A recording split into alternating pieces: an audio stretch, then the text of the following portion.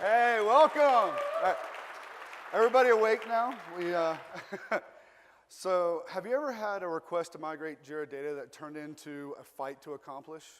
Maybe you couldn't get all the data to migrate, or it took longer than you expected, or maybe you're just having trouble seeing consistent migration results. So, oops, I already skipped part of it, but I'm planning on going through our, both the soft skills and the technical approaches for our migrations and why I feel like we have a pretty good track record. Oh, come on. All right, there we go. So first note from my sponsors.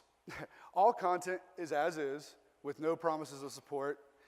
So before you come to ask me to do a migration for you, I can't say yes. Well, maybe if you offer me, no, still can't say yes. But I will answer questions, so feel free to reach out that way. We have a lot of content to cover, so I'm going to be moving pretty quick. But these slides are online at a repo that I'll provide the link for at the end. So let's get started with some background about my team and some of the migrations that we've had to deal with. But first, this is a quote from one of my favorite authors. He starts all of his books this way. Migrations are a bit like this. When you start a migration, it's a new beginning, but there's a lot of history that came before it. And hopefully, there's a lot of history planned for after the migration. So we hope to avoid making a mess of things as we're migrating from point A to point B. So to tell you a bit of my background, I'm going to start with a few stats. So a little history here. Our journey of supporting Jira and Confluence, it started about 6 years ago. Our first migration was from Jira 4.2 and went over to our infrastructure, and it was on 6.4.6. It was quite the learning experience and took over a year. Now, did I lose any of you with that? I mean, what kind of Jira admin needs a year to migrate data? So in this case, it's the kind that I'm learning Jira administration, I'm architecting, we're documenting all at the same time. We're also practicing this export, import, and the upgrade multiple times. So we started exporting our first, we started supporting our first instance about 5 years ago after that migration. These days, migrations can be done, if they're easy, in a few days to a couple weeks. Typical migrations take 1 or 2 months. And then difficult migrations start at about 3 months and can go as long as 12 to 18. All right, I can hear your thoughts from up here already. I mean, why, oh why, do you manage that many Jira and Confluence instances? So there are many reasons that we run into. The number of separate apps and which combination of those apps do work together or don't. Maybe an acquisition comes in and says they want to stay separate. Or they say, no, I need to have Jira administration rights, just to call it a few. But I see you're still questioning why. So a lot of it is how Cisco is structured into separate business units, structured around the globe. Each of these business units have their own budget that they can only afford their area of Jira. I will give you this much. I typically advocate for as few instances as possible. But in our case, we've grown to so many instances, and it's made us strong and efficient at doing data migrations. Finally, as I mentioned, we have a large number of unique apps and across all those instances. And we try to make sure that no single instance has more than 20 to 25 to help reduce the migration problems that we run into with app data. To further illustrate this point, we have over 111 unique paid apps. With each of these business units having so much autonomy, we don't normally get to say no to an app unless we can prove without a doubt it doesn't break the instance. So to reiterate, we prefer not to have all these plugins on any one instance. Not to mention the cost of these apps at data center pricing would be out the roof. So the main point of all this is not to have you manage a lot of separate instances. It's to give you the benefit of our experience as we've migrated data from one instance to another. And we do a lot of data migrations. We've got small ones and large ones, some with just a few projects, and then others with many. Some of our more fun migrations, the first one that I mentioned, that Jira 4.2 to 6.4.6, we had to do multiple upgrade hops as part of that migration at the same time. We've done a Bugzilla migration that was made up of 189 projects, 140,000 issues, and 31 gigs of attachments. we had to separate that across 6 separate weekends so that we could merge the data back into one instance. And there have been quite a few rally migrations where we were asked to preserve the relationship links and the sprints. So it combined both a CSV migration as well as going back and doing REST API calls of that JSON data. Our last number, we've estimated that we've migrated over 1 million issues at this point across our various instances with 400,000 attachments. On the Confluence side, we've migrated over 1,000 spaces with about 500,000 pages in those spaces. So we've had just a little bit of practice. So I'll be taking a stance on how we do our migrations and the apps that we use. While I feel strongly about the apps that we use, this is a constantly changing environment. So the point is to give you the tools and awareness to be able to tackle those difficult migrations yourself. I know you probably have your own feelings about migrating data, and you should use what's comfortable to you. Store away some of this information and pull it out when you run into some of the issues. So if I were to ask you, what is the goal of a migration? What do you think I generally hear back? Exactly. This is what we're usually told at the beginning of our migrations, but often isn't going to be possible. While the apps and the processes to migrate Jira project data from one instance to another is getting better, often you can't get the things like the filters or the agile boards or the dashboards that you might want, and you have to recreate them. App data can often fail to transfer as well. So you may be wondering, how do you even get started?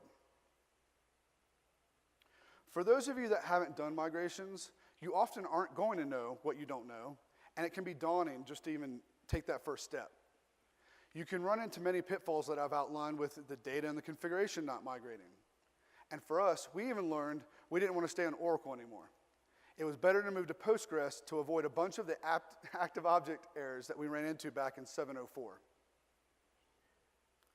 Even after you do a few of these migrations and organize a process for yourself, migrations still don't come without a few bumps and bruises, but you will be a good deal more prepared. We organize our migrations by breaking them down into more manageable phases. We gather requirements up front with a questionnaire, and we've learned to see a rhythm for the types of migrations and the length needed for each.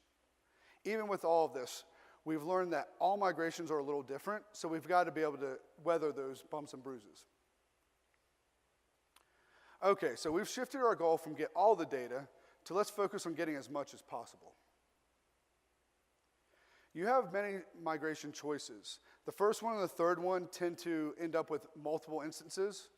You might not be able to get all the data with the last one, so we're going to focus on the merge. This is generally the most difficult one to do. You do have to figure out how to get the metadata set up first, but the key point is it allows you to consolidate down to one instance. So this is the part of the presentation where we have to kind of eat our vegetables to make a strong foundation for the migration. And yes, I'm aware it's not nearly as much fun as just jumping in and starting to migrate that data. Before going into the migration phase, I want to focus on the discovery of what exists. You should spend time understanding the data that needs to be migrated and what the customer feels is important. This is your time to set expectations and connect with that customer. We choose to do this through a questionnaire. I don't send the questionnaire over ahead of time as I'm not trying to scare or annoy them. So I just schedule a single-hour teleconference call where we focus on answering the questions and give time for them to ask questions back to us. Our customers are distributed globally, or I'd say do this meeting face-to-face. This gives you time to build trust and start to get a feeling for what requirements will be expected of you. And make sure you do a thorough job documenting these answers and send it back to the customer to validate. Tailor these questions toward what makes the most sense for your group. So here's an example of our questionnaire. I'm going to go through it in about 30 seconds, which is typically an hour, but I've put a couple of questionnaire examples up in the repo that I'll share at the end. So we start off at the top with our costs. This is our expectation setting. We start to get into some general questions, who we're working with, what business unit they are. And then we get into some of the top-level Jira questions, how they want to migrate, where they're coming from, and get down to the details, where the users are, what apps they have, what kind of schemes they're working with. This is actually where the apps come in, and we want to know the versions and what they need to keep. Confluence, we do the exact same kind of structure because we migrate that as well. There's a couple of different questions in there. But then with the integration, we finished with that to figure out the whole picture of what's integrated and what other tools need to be connected to Jira and Confluence.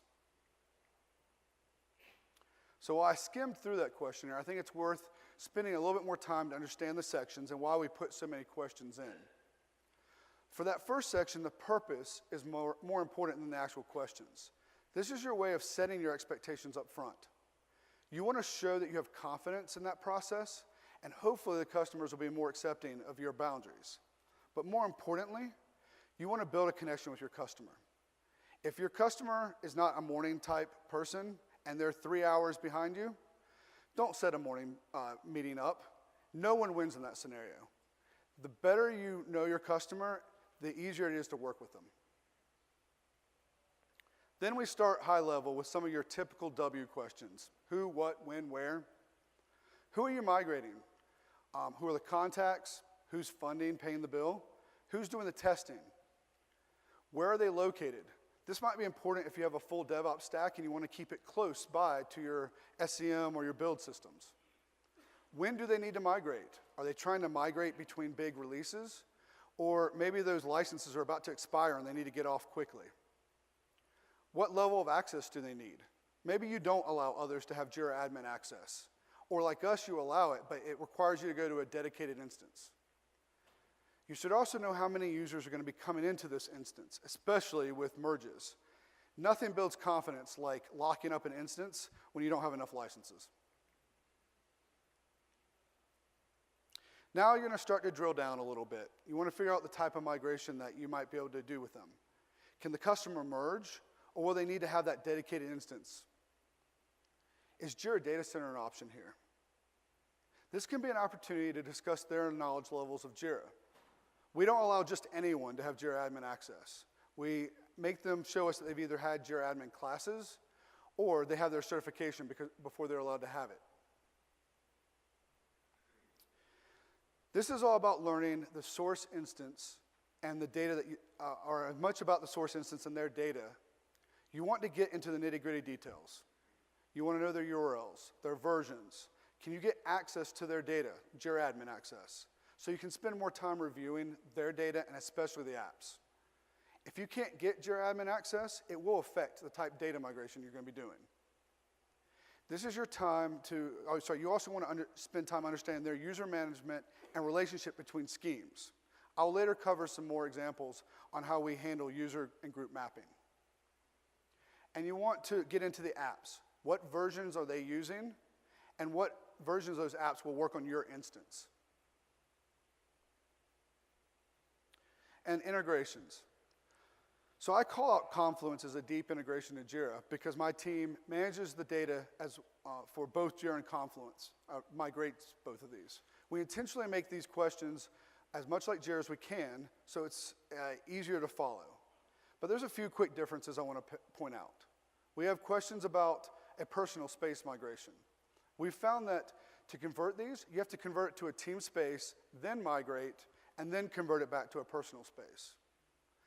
Team calendars can be migrated, but you have to look up the user ID in the database of the source system and the destination system and do a translation. Otherwise, the events lose who's on that event. There's also questions about apps due to the architecture. For us, we found that external cloud systems couldn't integrate through our firewall. So that hampered us from doing things like Zendesk or Smartsheets. So enough about the questionnaire. Let's go ahead and start jumping into the migration process that we use and what makes up our migrations. Migrations for us are made up of 3 important parts. If one of them is missing, everything starts to fall apart. It's kind of like a 3-legged stool. If you try to take out one of the legs, you're going to end up on the floor. So we're first going to go through our practices and processes. Eisenhower said, plans are worthless, but planning is everything. The questionnaire and migration phases are like this because it's not about building that perfect plan. It's about gathering information for planning. Once you get started, you're going to have to roll with those surprise punches. The point is to gather as much information up front to make it easier to change direction when that surprise right hook comes in. So we have 5 phases for all of our migrations. We go through all 5 phases, and they may be extremely abbreviated, but we try to be consistent. While the questionnaire is the first part of the discovery, there's a bit more that goes into it. The second phase is our sandboxing, where we get the data from prod and start putting it into a non-prod environment. Once we get everything set up and everything looks good to us, we pull the customer back in to validate. After they say everything looks hunky-dory, we now schedule our production migration outside business hours. After the production migration, we do a little bit more high-touch support and close things out in a couple of weeks. So now I'd like to spend a little bit more time in each of these phases with the details. So we cover much of the discovery phase already with the questionnaire. It takes up about 60%. That being said, this phase generally takes us up 2 to 3 weeks, and after the questionnaire, we focus on getting access to the data. At this point, we've had several migrations turn into CSV migrations because we weren't given access. Let's see if I can get some more of my notes. Once those 2 parts are done, time should be taken to review the data, the apps, and the configuration to make notes of anything unexpected or places where problems might occur. As you get more experience, make sure to grow this list of things that you look for. Confluence is a wonderful place to put this information as a knowledge base. Sandboxing is about setting up that test environment and practicing migrating the data into it. It might require even more than one server. One is a temporary holding place for that target data, and one is the sandbox that looks like production. In fact, this is pretty much the only way that we found that we could do cloud to server sandboxing, as you can't go directly from cloud into server without overwriting that data. Mentioning cloud to server migrations, if you have those next-gen projects, the new project type up in cloud for faster configuration of your Jira project, you need to convert those all to a project type in Jira Server before the sandboxing even begins. Anyway, we usually request 3 or 4 weeks to do the sandboxing for our average migrations, but this can swing either direction depending on the amount of data and testing that we want to do. The key here is you want to learn exactly what you need to do for the production migration and document everything step by step. This will help if someone else has to come in and fill in a pinch. This should be repeated enough times so you can accurately judge the amount of time it will take to migrate this data, and you should automate as much as you can. The key to this phase is in the name. The customer must be involved to validate that their data looks good, the workflows are working as expected, and no one lost access.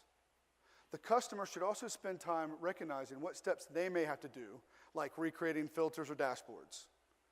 We typically suggest a couple weeks of test time, but again, we can be flexible depending on how much time the customer wants to spend. At the end of the testing, at the end of this testing from the customer, we insist on having at least 1 week quiet period, 2 if we can get away with it. This period of time is for making changes that come up from the feedback from the customer and writing any last documentation for how we're going to do our upcoming migration. And after the customer validation, we want to spend that quiet time as productive as possible. Make sure you're aware of your backout plan and when you need to execute in that plan. We're all about working through problems to make the migration successful. And by establishing that line in the sand, it takes a little bit of the edge off so that you can focus on the problem at hand, getting to production. And since we have Premier support, we open up a support ticket 3 weeks beforehand so that someone from Atlassian is aware that we're going to be doing a production migration. This is in case something goes wrong and we need to ask questions live. Also, I haven't found a good way to do a Delta update with all the history and metadata. Therefore, we do a straight cutover with a new export from production and go end-to-end for this migration. However, if anyone knows how to do this, please talk to me. Delta updates could speed this up a great deal and reduce the amount of stress that you need to do and getting this right in the first time. Finally, we make sure to plan this outside business hours. We do as much data validation as possible to make sure it comes over successfully. This includes JQL, REST calls, database stats, We'll even do direct database queries, read-only, to make sure we get the data all the way over from the old production. After the migration, the customer is going to be a bit revved up and sensitive to things not looking as expected. We try to help this by providing a high support level for a couple weeks. We have to be ready to look at that old production data and answer any questions. We always start from the standpoint that we caused the issue and have to prove otherwise. But that does lead me to one issue with timing. We take a snapshot of the timing of when we pulled the production data down, because invariably the customer will make a change in production after that snapshot and say the data wasn't over migrated. So now we're going to change our stance from into the technical aspect of our migrations.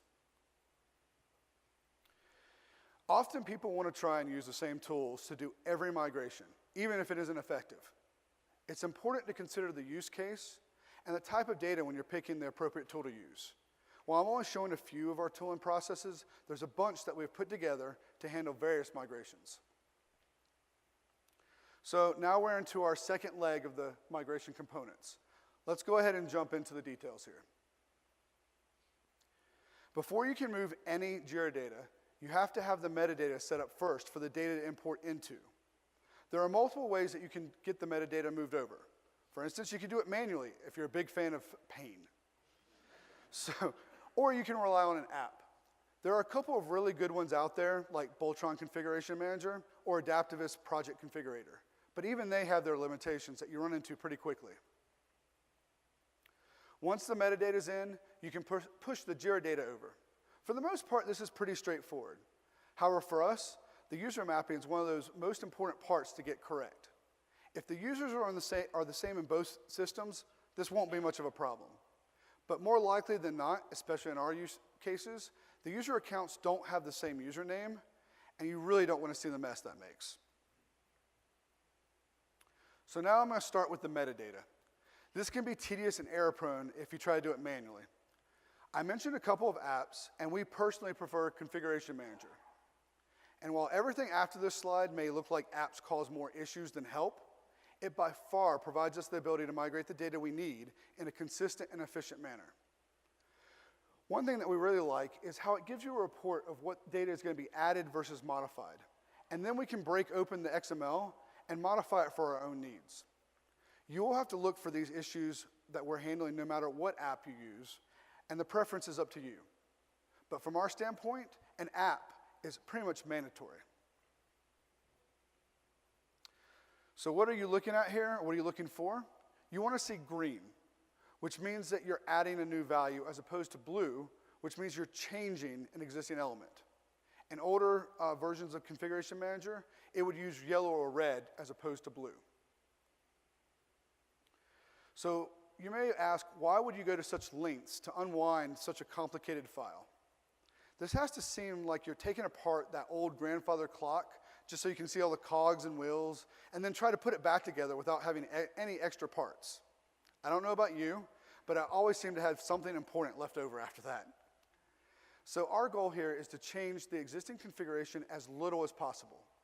We'd rather add configuration for new projects to use so that it's only touching a small area of the data. And we want to definitely avoid changing those default schemes. Migrating into a default scheme will likely have a large impact on a number of projects. In most cases, not going to be desirable. That being said, you do need to balance this with the number of different workflows and schemes being added, because yet you'll have to be supporting those. There we go. Secondly, you can end up adding a lot of unnecessary Jira configuration. It can be pretty harmless if it's something like a description, but it can be a huge pain if you're adding a bunch of new resolutions, priorities, duplicate custom fields, or even changing existing pick list values. So to repeat, our goal is to modify the destination as little as possible. So therefore, we tend to modify that source snapshot to look like the destination as much as possible. We modify the XML from Configuration Manager in many ways. I have additional resources slides at the end of this deck that can be viewed at a later time. But for now, I'm going to focus on the first two as quick examples. The first one is first change is renaming a workflow. We can run into this issue if the same name workflow is on both instances. Kind of like we can with project key, but in this case, it would modify the workflow instead of just failing with an error. So after saving the XML file from Configuration Manager and unzipping it, you'll see something like what you have on the screen. You have your XML file and two workflow files. You're not editing the JSON, but you will have to rename the files after modifying the XML. So we open up the Configuration Manager XML and search for that workflow by name. Notice native ID and name elements are where the workflow name is, and that's what we're going to change. Now that we've changed the workflow name, we're going to save this file and go back out to the file system. Once you've get back out to the file system, you'll change the names of the JSON files. Special characters and spaces like spaces and special characters like semicolons are generally going to be replaced with dashes. Zip the files back up, and then make sure Configuration Manager is now changed over to green. A second example is going to be removing extra metadata. As you can see here, we have 35 resolutions in the source instance. A quick JQL against this project and a discussion with the customer tells us only 17 are needed. So this is as easy as just removing the lines you don't want. And then at this point, you won't be annoying everyone with those 18 random new resolutions that show up in the dropdown every time you go to close an issue. Do be aware that the name is not case sensitive on matching, and it will overwrite. So in this case, it's going to show up exactly as I have on the screen in all caps. Be aware. Avoid making this mistake. We've done it. So this is where I'm going to switch from the metadata over to the Jira data. We're going to focus on a specific type of data that we run into the most problems with during our migrations. So let me get a drink of water.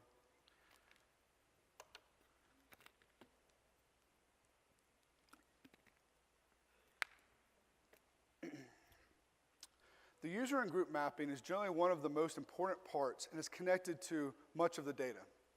You could try to update users and groups through the UI. However, you quickly get stuck if that data is coming from a non-internal directory. So we want to focus on remapping this data instead in the entities XML file that you get from unzipping a system export. So why are we picking this data to translate and modify? I think it's important to repeat a second time. It's connected to almost every aspect of the application.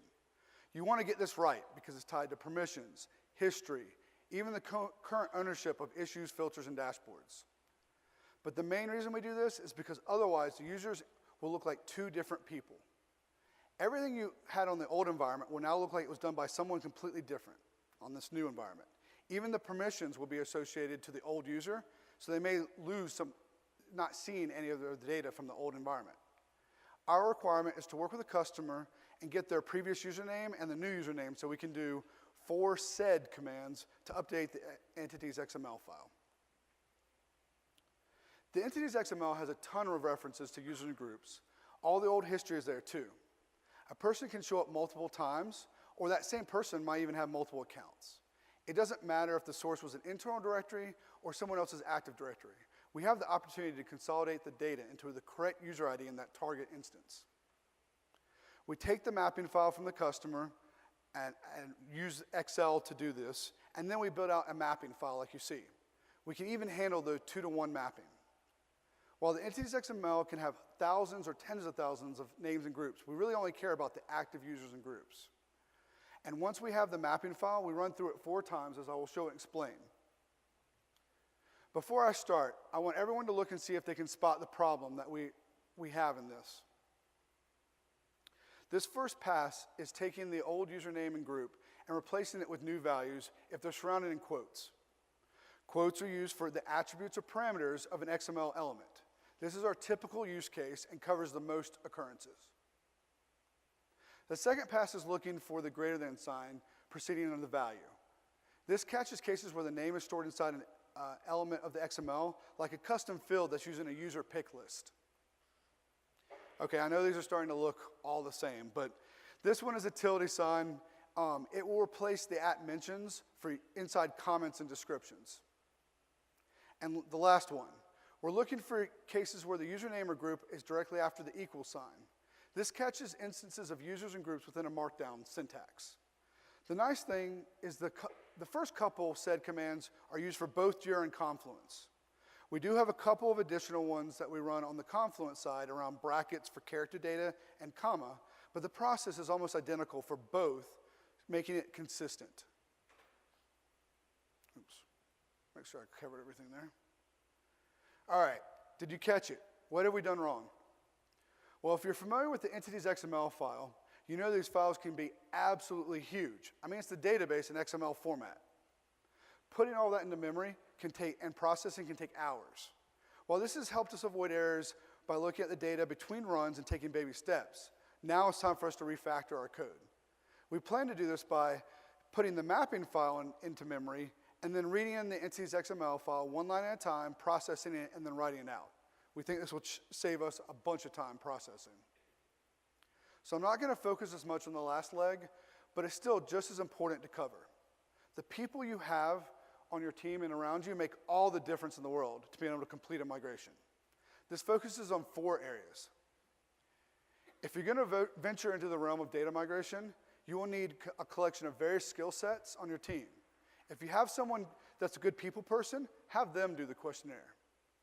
On the actual migration work, while it's obvious you want a Jira admin, you really want someone that's also familiar with scripting and REST web interfaces.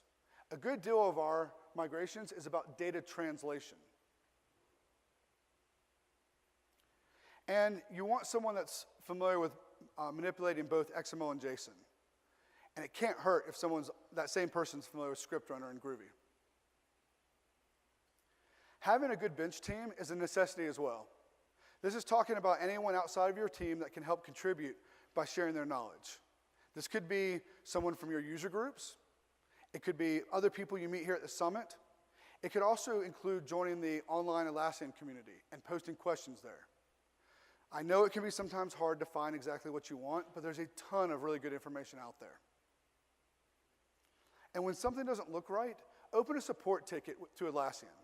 They can help you look into Jira and maybe answer that question on why downloading data from cloud didn't work. Maybe you had done it twice in a 48-hour period. Or maybe you had a next-gen project that you just missed. Or if you're hitting problems with apps, you might need to reach out to the vendor that developed that app. More importantly, I've personally found it helpful to have relationships with a couple solution partners. I end up working with ClearVision at least once a week and really value their advice and experience. Oops, did I get the rest? No, that was all of them. As I mentioned earlier, you can't be a one-pony show. You need to have a full set of tools. And while I don't have time to go through all the documentation that I put up, while I don't have time to go through all of this documentation, I did put it up in the Bitbucket repository. So I'm going to share just a few tidbits quickly. There are a few, there are a few jab punches that I use to help push back on those irritating migrations. I'm not going to go into much detail due to time, but this first one is really important. To be able to migrate successfully, get your Jira versions at the same version, and do the same for Configuration Manager, or it won't work well at all. And when possible, get your other apps at the same version as well. It may still work, but not always. And when merging data onto an existing instance, you can find that that new project key is already in use.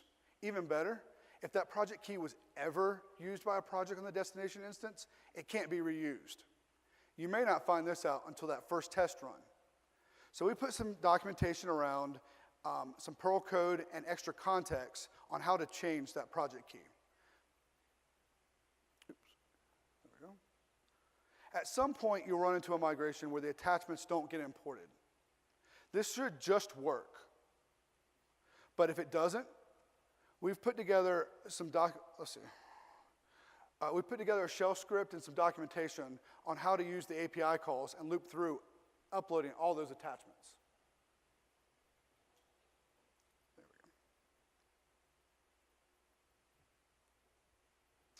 we Agile data in Jira has had several names. Greenhopper, Jira Agile, Jira Software. This is all data that hasn't been able to be migrated until recently with Configuration Manager. However, we still find ourselves in situations where the sprints have to be manually added and those issues brought over and associated to the sprints. So we have a Python script to get and associate all this data appropriately. And finally, this is one of our migration tools. While we hate CSV migrations with a passion, we run into them a lot. When the sources rally, the data has to be cleaned up and transformed so that data can be loaded back into Jira. We have documented our solution for an Excel macro that we built in Visual Basic. So reach out if you have any questions. This and more documentation tips can be found up in the repo that I'll share. I hope you can use this documentation, the questionnaire examples, and code to help in your future migrations. So I'll leave you with a few parting thoughts. You don't want to end up washed up on the rocks due to bad planning.